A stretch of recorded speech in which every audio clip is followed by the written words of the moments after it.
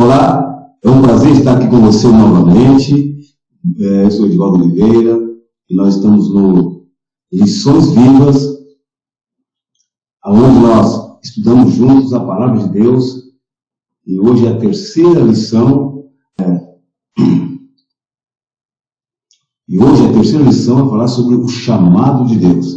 Antes de nós começarmos, eu quero agradecer a você que tem estado conosco, você que tem dado seu like, você tem compartilhado, você que tem se inscrito. Se você não se inscreveu, se inscreva no nosso canal, assim, para nos ajudar a não só o canal crescer, mas que a qualidade dos nossos vídeos também possa crescer, possa ter uma qualidade muito melhor, e sem dúvida nenhuma todos nós seremos abençoados por isso.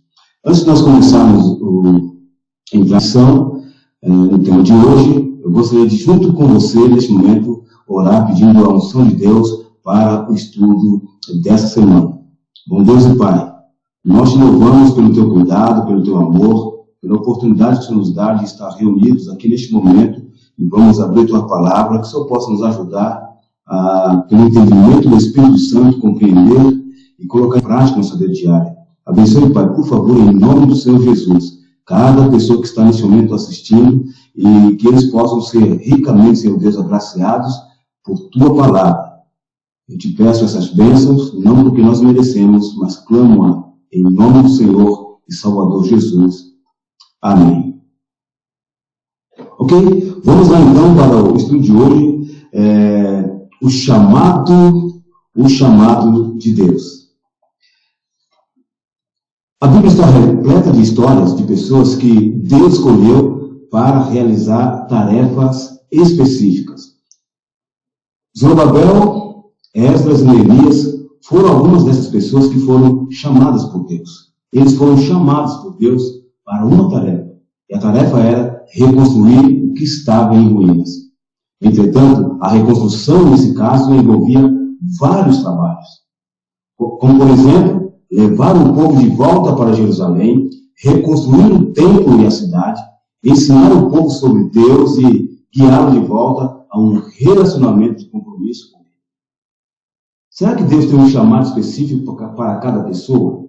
Existem critérios que tornam alguém mais qualificado que outros? É muito importante saber que quando Deus chama alguém para uma tarefa específica, Ele capacita esse alguém por meio da educação ou das experiências. Deus, às vezes, nos escolhe simplesmente por estarmos dispostos e sermos humildes. Esdras e Neemias foram chamados por diversas razões. Esdras estava disposto a ir, era líder, mestre, escriba habilidoso e estava decidido em seu coração buscar a Deus. Neemias, por sua vez, tinha seu coração voltado para Deus e para o povo. Ele tinha paixão pela causa e ofereceu-se para o trabalho. Após ele chegar em Jerusalém, ele deu exemplo do que significa ser dedicado a Deus e ensinou a palavra do Senhor nessa cidade por 13 anos. Esdras é um exemplo de liderança que precisa ser seguido hoje por todos os líderes na igreja de Deus. É interessante que a palavra, quando ele proclama a palavra para o povo, essa palavra se enraizou de tal forma no coração do povo, que após os muros serem concluídos, o povo convocou uma assembleia voluntariamente. Muitos pensam que Deus só nos chama para fazer coisas difíceis. Não. Deus nos chama para fazermos coisas que amamos. Muitos pensam que se amamos alguma coisa, essa atividade não pode ser consagrada a Deus. Ele deseja que tenhamos paixão pelo que fazemos. E muito mais quando nós fazemos para Ele. O trabalho que você faz na igreja, ele é por amor ou obrigação? Se andamos com Deus, o desejo de fazer algo que amamos é muitas vezes dado por Ele. Você tem experimentado essa realidade em sua vida? Sabe, ao você andar com Deus, você percebe que Ele tem conduzido a sua vida e tudo aquilo que você faz é guiado por Ele? É Ele que está no controle, é Ele que está no comando? Sabe, será que esta é uma realidade na sua vida, você como líder de qualquer departamento na igreja? você como pastor, você como ancião, você como diácono, quer que seja a função que você desempenha, será que você tem experimentado a realidade de fazer algo por amor a Deus? O chamado que Deus fez a Zorobabel, a Esdras e Neemias, foram chamados para ministérios especiais. E precisamos entender que esses chamados foram realizados em harmonia com a presciência de Deus. Cada um no seu devido tempo, é lógico. Zorobabel foi movido por Deus para realizar uma tarefa específica em resposta ao fim dos 70 anos de cativeiro. A obra de Zorobabel era a de reconstruir o templo que estava em ruína. Esdras foi chamado no início do período profético das 70 semanas, como consta em Daniel 9, 24 até o 27.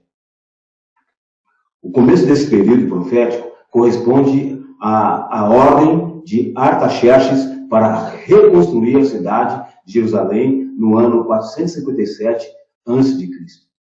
E esse período profético corresponde à profecia dos 2.300 anos.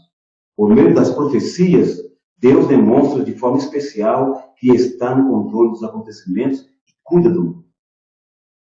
E o mais interessante de tudo isso é que, ao examinarmos a Bíblia, vemos que o Senhor colocou um profeta ou líder sobre seu povo no início e no final de cada período profético ou tempo de crise do seu povo, do povo de Israel.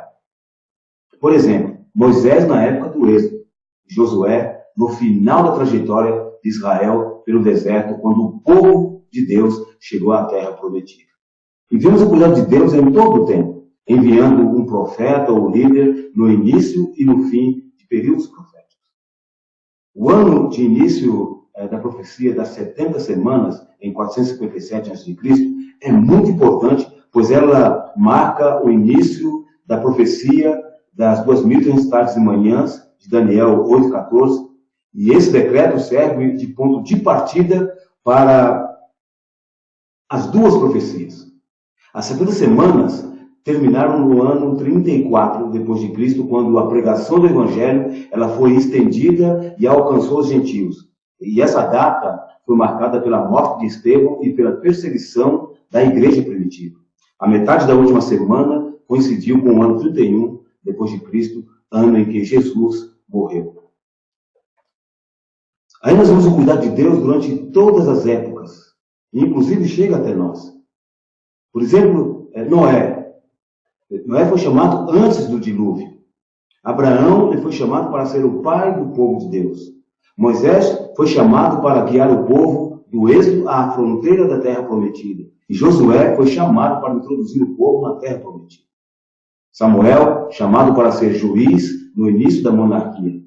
Osés e Amós, eles foram chamados para profetizar a queda de Samaria no ano 722 a.C. Ezequiel e Daniel foram chamados durante o exílio babilônico. Ageu e Zacarias foram chamados após o retorno do exílio. Esdras e Neemias, o qual nós estamos estudando esse trimestre, eles foram chamados no início da profecia dos 2.300 anos, que iniciou em 457 a.C. João Batista foi chamado para convidar Israel ao arrependimento e preparar o caminho para o Messias.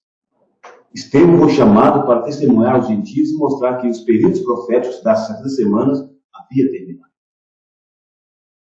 Nós entendemos também, como adventistas do sétimo dia, que Deus também fez um chamado muito especial a Ellen White, que ela foi chamada no final do período profético dos 2.300 anos, em 1844. Ao vermos esse esboço, podemos observar que Deus tem um padrão no programa divino. Podemos notar claramente que sempre que há uma crise espiritual, Deus envia seus profetas ou líderes para cumprir uma missão específica. Hoje, nós temos vivido também uma época conturbada no que se diz respeito às coisas espirituais. Vamos notar claramente que sempre que há uma crise espiritual, Deus envia seus profetas ou líderes para cumprir uma missão específica. E essa missão específica, muitas vezes, ela pode ser usada em determinado local. Talvez você, como líder, talvez Deus está pedindo para você, está levantando você para cumprir uma missão específica na sua igreja. uma comissão específica na sua vizinhança, na sua comunidade, né, aí no seu bairro ou na sua cidade. Deus nos convida a todo tempo para fazermos uma missão. E você e eu precisamos entender qual é a missão que Ele tem confiado para nós. Palavras determinadas, encontrado em Daniel 9:24, significa literalmente 70 semanas estão cortadas. E a palavra determinada, ela não é usada em nenhum outro lugar na Bíblia. Mas ela é encontrada na literatura judaica e significa cortar de algo mais longo. Quando Daniel 8 apresenta a profecia das 2.300 tardes e manhãs, ele não nos apresenta quando essa profecia inicia. Mas no capítulo 9, ele cita os 490 anos como determinados, ou cortados, ou tirados. Eles só podem ser cortados, determinados ou tirados de um período profético maior. E para ser tirado de um período profético maior, teria que estar inserido nesse período profético. Há muitas razões pelas quais as 70 semanas e as 2.300 tardes e manhãs, elas estão interligadas. Primeiro, ambas são profecias de tempo. Segundo, a terminologia específica de visão e entendimento as une. E você pode ver isso em Daniel 8, 26, 27 e Daniel 9, 21. Terceiro, ambas foram dadas pelo anjo Gabriel. Quarto, a única parte da visão não explicada em Daniel 8 foi as 2.300 tardes e manhãs em Daniel 8, 14. Quinto, Daniel 8 contém a visão e em seguida uma interpretação parcial. Tanto em Daniel 9, apenas uma interpretação. A informação que ficou faltando em Daniel foi revelada em Êxodo, a saber, o ano 457 a.C., quando se começava a contar historicamente o tempo profético em relação a aspectos cruciais do ministério de Cristo e sua obra em nosso favor. Deus chamou ou predestinou seu povo, a nação de Israel, para ser uma luz ao mundo. Paulo, em Romanos, dos capítulos 9 ao 11, tratou desse chamado de Deus. Ele tratou de uma forma, tendo em vista o fato de que os líderes de Israel não aceitaram Jesus como seu Messias e Salvador. No entanto, o chamado de Deus não mudou, mas foi adaptado, pois os valores e o dom da salvação também precisavam ser revelados aos gentios. Ele chamou pessoas específicas para uma tarefa específica. O desejo de Deus era que judeu e gentios crentes fossem salvos e juntos fossem luz e bênção ao mundo. Em Romanos 8, 28 a 29, Paulo afirma especificamente que Deus predestinou a humanidade para ser conforme a imagem de seu Filho. O apóstolo Paulo aqui não diz que o Senhor nos predestinou para sermos salvos ou condenados. E tampouco diz que não temos escolhas quanto a esse assunto. A predestinação ou eleição divina tem um único propósito, que é a nossa transformação conforme a imagem de Deus. Paulo declara que aqueles a quem Deus chama, Ele justifica ou torna justo, e glorifica, santifica.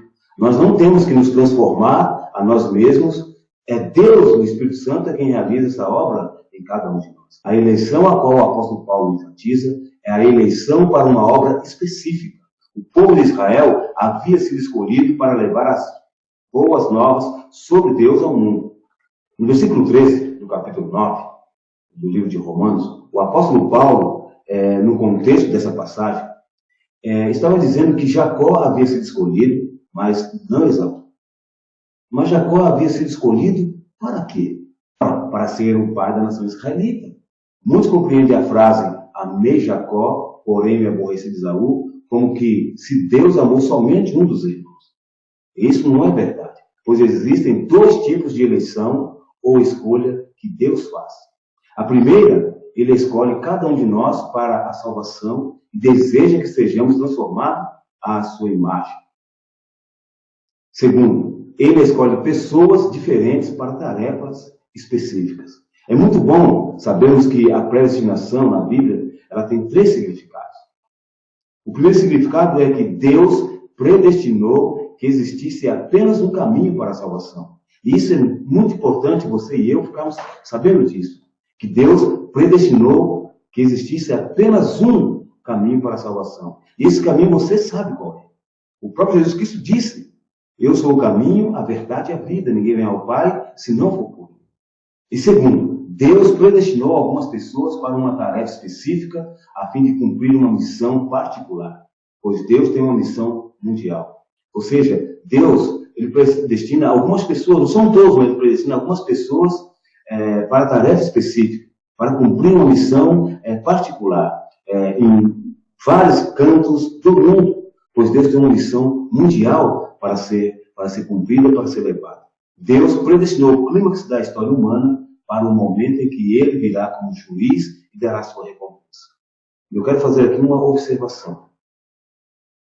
O objetivo da eleição não é a salvação de alguns, mas da reunião do maior número possível de pessoas dentre as nações para o ajuntamento final.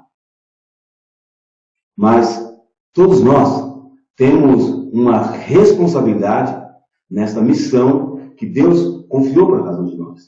E é por isso que ele faz um chamado para todos. Mas nós temos a liberdade de aceitar ou não esse chamado.